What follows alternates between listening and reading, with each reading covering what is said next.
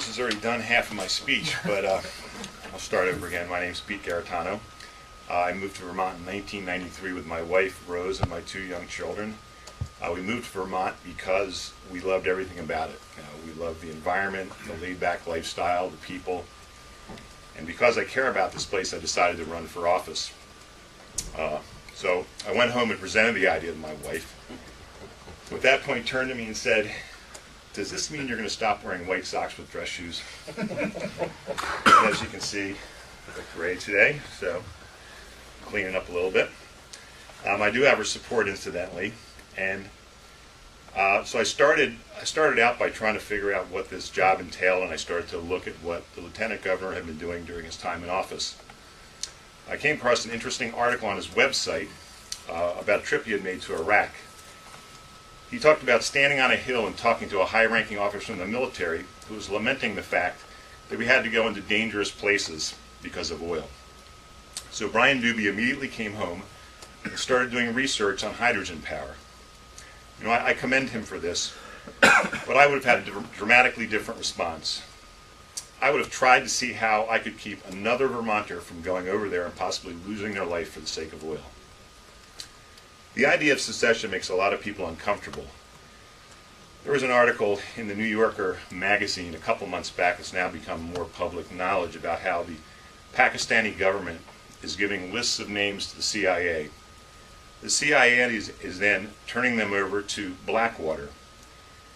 Now, everybody's probably pretty familiar with Blackwater, and this is a company that got kicked out of Iraq during a horrific war.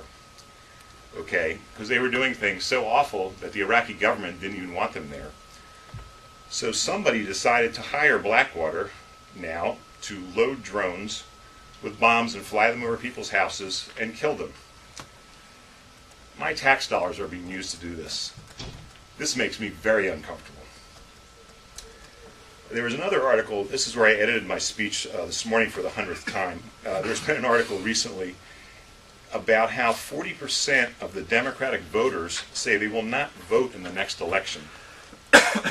I mean, they're waving the white flag here. I mean, these are people who a lot of us voted with, who are now saying they give up. You know, they no longer even want to be part of the process. Why is this? Because the 3 things I think that people most wanted to change and cared about the most, war, healthcare, and civil liberties, this administration has just gone 0 for 3. It only took them a year. I intend to come up with solutions to these problems with the help of the citizens of Vermont. Since I've been collecting signatures on the ballot, I've learned a lot. It's been a very interesting thing to be thrown in the political process. People overwhelmingly agree about certain things. The government has become too intrusive. Wall Street can't be trusted. Lobbying by multinational corporations dictates policy at home and abroad. Our present system, as it is evolved, is unfixable. We need sound, effective responses to the biggest problems we're facing today. And these responses must come from a partnership between Vermont citizens and their elected officials in Montpelier, not Washington. I have the vision, the passion, and the energy to be part of the solution.